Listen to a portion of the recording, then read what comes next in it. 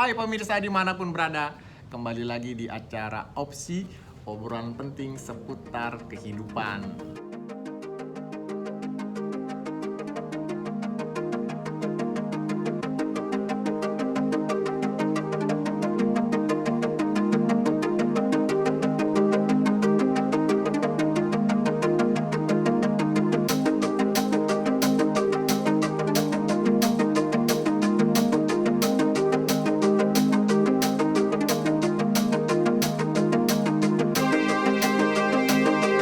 Nah, hari ini kita bersama dengan siapakah di samping kiri John Tenten. Waduh, ini kita tanya-tanya aja deh langsung. Salam Opsi, abangku. Salam opsi. Nah, ini adalah abangku namanya Bang Rian. Oke Bang, kita mau ngobrol-ngobrol. Sehat abangku? Siap. Ini abang lagi sibuk apa nih hari-hari ini? Tentu sebagai dosen ya Tridharma ya. Tridharma. Tridharma. Apa aja tuh Bang Tridharma? Kita ada pendidikan Oke. dan pengajaran, Iya. penelitian dan pengabdian pada masyarakat. Wow, Yes. pengabdian pada masyarakat. Satu lagi Bang? Ya, 3. Oh itu satu lagi pengabdian pada masyarakat. Wow, Bang kalau boleh tahu nih abangku, abang nih sampai hari ini tuh, teman-teman mau tahu nggak beliau ini adalah mungkin dekan termuda loh di Fakultas Hukum. Wow, tepuk tangan dulu dong. Bang boleh tahu nggak, bagaimana sih abang tuh awalnya bisa sampai tertarik dengan dunia hukum? Baik, dulu kan minat bakat kita kan kita yang tahu ya, Iya. dan diarahkan oleh guru-guru kita ya. Oke. Dan dukungan dari orang tua. Iya. Saya kira pada saat SMA bidang apa yang saya mau, Iya. ya tentu dari awal saya sudah yakinkan diri ya bidang hukum. Dari SMA ya Bang ya? Pada saat itu saya ingat 1998 Iya. Perubahan reformasi ya. Iya. Yang paling berbunyi itu adalah aspek ekonomi sama aspek hukum. Nah, Aspek, tentu yes. salah satunya saya kira wah ini ya saya harus jadi bagian pengembangan negara nih. Iya, iya. Saya kira saya ambil hukumnya. Wow, tahun 98 tuh Bang ya? 99 saya selesai apa namanya SMA. Iya. Pas 99 itulah saya mulai wah kayaknya cocok nih saya di Fakultas Hukum. Wow. Bang, kalau boleh tahu apa prestasi abang yang paling abang lihat di dalam usia muda pada zaman itu, Bang? Tentu gini, prestasi ya kita tidak bisa declare prestasi kita ya, tapi kan Iya. bagaimana rekognisi masyarakat dan juga Iya. pemerintah. Iya. Tentu sampai saat akhir ini dalam konteks sebagai dosen ya sudah beberapa hal yang sudah kita jalankan. Iya. Ya, termasuk terakhir ini dipercaya sebagai dekan Fakultas Hukum Transiarsi Wow. untuk pemerintahan, Iya. tenaga ahli ya. Iya. Duduk juga di Majelis Pengawas Wilayah Notaris DKI Jakarta, di organisasi pimpinan dekan kita sebagai wasekjennya, Iya, wasekjen satunya, Mm-mm. dan juga organisasi kemasyarakatan kita ambil peran itu Bang untuk memberikan sumbangsi kita. Banyak kegiatan beliau ya. Waduh, itu belum semuanya nih kayaknya. Abang kita sampaikan, Bang, aku mau nanya Bang, dengan jadwal abang yang seabrek-abrek gitu, gimana cara abang bagi waktunya Bang? Pertama ya tentu manajemen waktu ya. Oke. Jadi handphone saya tuh biasa sudah ada yang ngatur. Terus kedua kita harus ketemu sama orang yang bisa. Maksudnya udah ada yang ngatur pulsanya gitu Bang? Kayaknya perlu ini. Jadi abang Jadwalnya jago ini maksudnya ya. Sorry Jadi, Abang. Terus kedua juga adalah support dari keluarga ya. Itu dia. Karena hampir ketemu kita itu anak itu sudah tidur. Wow. Bahkan Sabtu Minggu kita masih rapat. Bang. Iya, nih Sabtu Minggu. Saya kira ini tentang komitmen karena bagi saya Komitmen. itu tugas itu adalah ibadah bagi saya. Ibadah, amin. Dalam arti bukan hanya sebuah obat temani Iya. ataupun suatu hal prestasi apa-apa, tetapi ya ibadah kepada Tuhan toh. Bang, aku mau nanya Bang. Abang ini kok aku pernah main ke kampusnya tempat abang itu. Wah, itu anak-anaknya semua mahasiswanya tuh semua pada sopan. Gimana sih rasanya Bang selalu setiap hari ketemu dengan mahasiswa yang begitu banyak Bang? Baik. Gimana rasanya Bang? Jadi Universitas Yarsi salah satu universitas perguruan tinggi Islam di Iya. Indonesia. Iya. Ada satu hal yang penting bukan hanya terkait dengan terkait intelektual, Iya. tetapi moral. Moral ya. Kita ada satu nilai yang dipegang ya. Iya. Itu ada wakil rektor sendiri itu namanya Iya. Ruhul Islam. Iya, iya. Jadi dalam hal berperilaku, Iya. dalam hal perilaku akademik maupun non akademik, Iya. standar moral itu sudah diterapkan. Jadi kalau Abang John datang kemarin ke Universitas Yarsi, khusus Fakultas Hukum, maka tidak heran, Assalamualaikum Pak, selamat pagi Pak. Dari mulai hulu ke hilir dan juga dari mahasiswa sampai tenaga pendidikan dan juga security. Nah, benar. jadi nilai itulah yang ingin dibangun bahwa saya kira zaman sekarang ini penting Bang. Pemikiran tanpa moral tuh saya kira akan melahirkan orang-orang yang jahat kan gitu ya. Tapi saya kira kalau moral di depan bagi saya itu lebih baik ya. Karena lebih empati pada orang. Dan ini yang dibutuhkan bangsa ya sekarang itu. Nah, universitas adalah tempat kita membina tunas-tunas muda Bang. Bang, itu yang aku penting. mau nanya nih Bang. Abang ini passionnya memang ingin ketemu sama anak-anak muda gitu ya? Dari dulu memang abang senang ketemu dengan anak-anak muda gitu ya? Sebenarnya bukan hanya anak muda ya. Lebih tepatnya itu saya senang bersosialisasi. Itu dia sosialisasi. Nggak bisa kita nih jalan sendiri.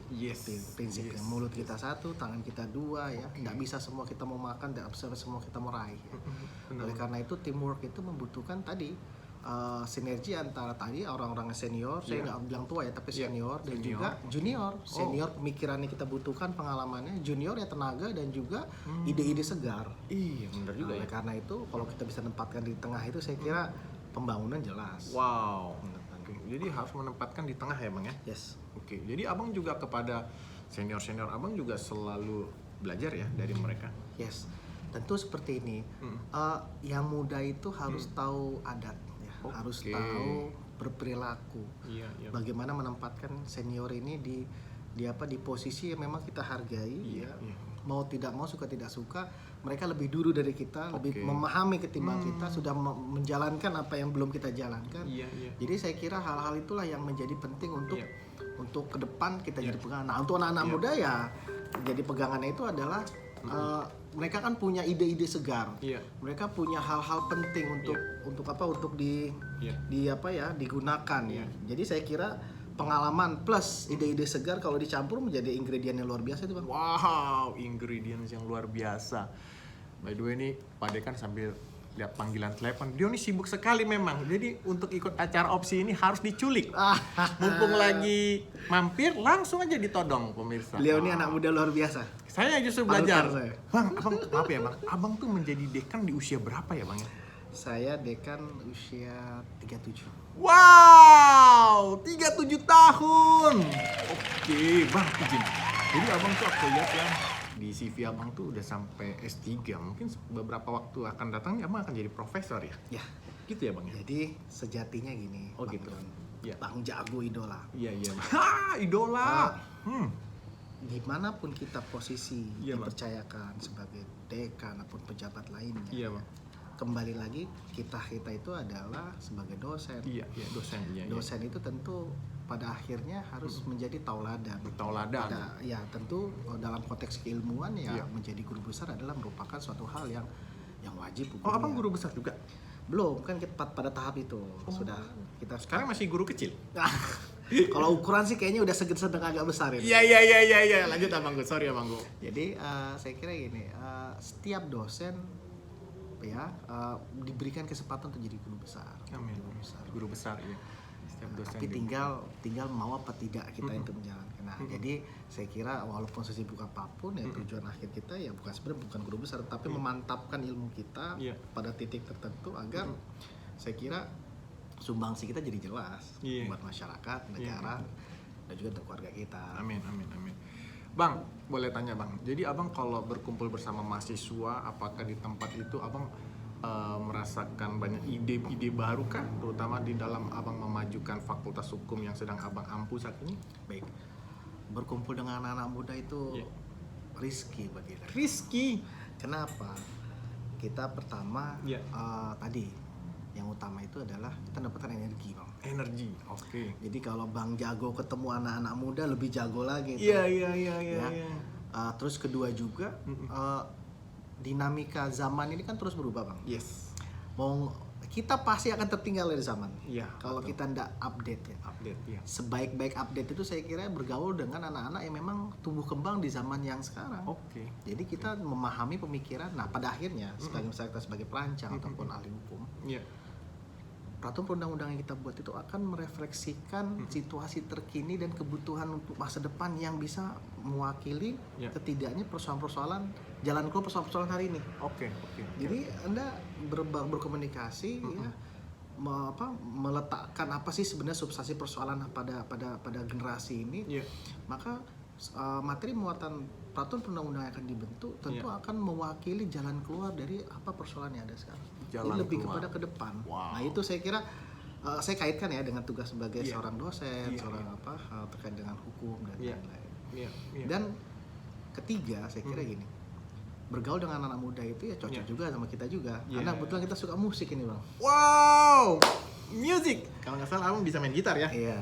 Jadi saya jam 12 malam aja masih bisa main gitar. Work hard, play hard ya. Work hard, play hard. Iya, jadi main gitu sekarang. Dalam begini, ada suatu hal yang memang harus kita keluarkan. Beban. Itu bukan beban, kan tadi saya bilang ibadah ya. Iya, iya. Bekerja dan lain-lain. Iya. Ada satu mood kita tuh harus kita booster juga. Kalau enggak ketemu keluarga ya bawaannya mau marah-marah terus nih bang. Iya, Bang? Tunggu. Abang suka Nggak seru nih. Aku mau nanya bang. Tadi malam abang terakhir nyanyi lagu apa sih? Kita mau tahu nih. Jadi saya ini ngikutin nih Instagramnya ya. Jadi saya sebelum tidur tuh dengar lagu Dewa 19 yang baru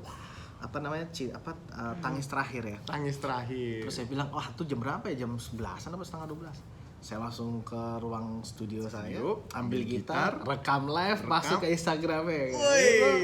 Jadi saya kira hidup tuh jangan terlalu jangan terlalu dibuat kaku ya. Gitu ya. Dinamis aja. Makanya cari pasangan yang dinamis. Asik. Tiga macam. Catat itu kata Pak Dekan loh. Wah, cari yang dinamis. Terus bang, jadi abang kalau ingin mengeluarkan unek-uneknya bisa sambil main gitar ya? Oke. Jadi gini, ada filosofi yang saya pegang itu ya. Music speaks better than words itself. Musik itu berbahasa lebih baik ketimbang kata-kata itu sendiri. Karena kata-kata itu ada limitasi ya. Limitasi saya kesel sama kamu, suka sama kamu. Tapi kalau sudah pakai nada, itu sudah melampaui kata-kata itu sendiri. Wah, ini jadi Aduh, ini aku dan Tenten belajar banget loh dari Pak Dekan loh. Aduh, lanjut. Siap. Jadi bang, abang tuh main musik, gitar khususnya, dan abang juga vokalisnya. Jadi gini, kalau main gitar, main gitar doang tuh saya kira ada satu momen tuh kita nggak bisa bergaul. Jadi saya kira musik tuh untuk bahasa pergaulan ya. Oke, bahasa pergaulan. Kalau ketemu dengan komunitas-komunitas tertentu yang alatnya mereka sudah ada, ya kita harus bisa nyanyi dong. Oke.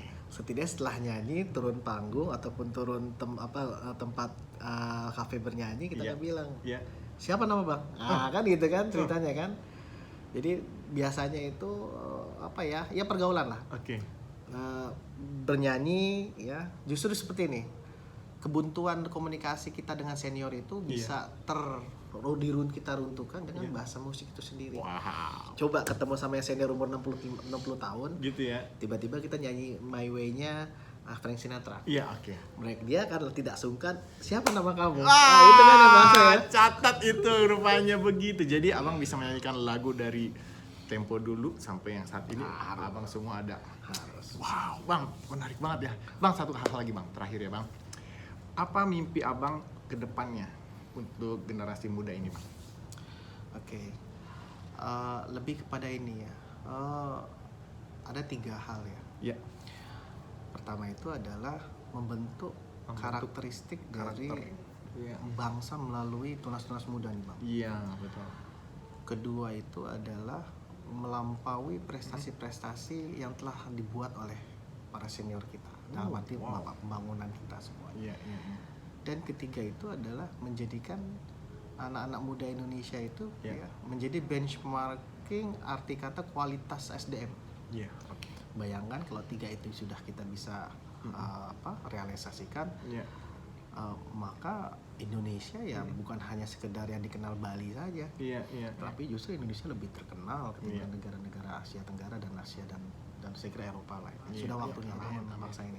Amin, amin. Wah, Bang, ini kayaknya waktunya kurang sih, tapi kami ketemu abangnya udah seneng banget. Kami Saya yang bangga ini. Waduh. Waduh. Sahabat Opsi, hari ini kita sebenarnya ingin lebih lama sih, tapi hari ini Pak Dekan ada kegiatan lain. Nanti lain waktu kita akan undang beliau.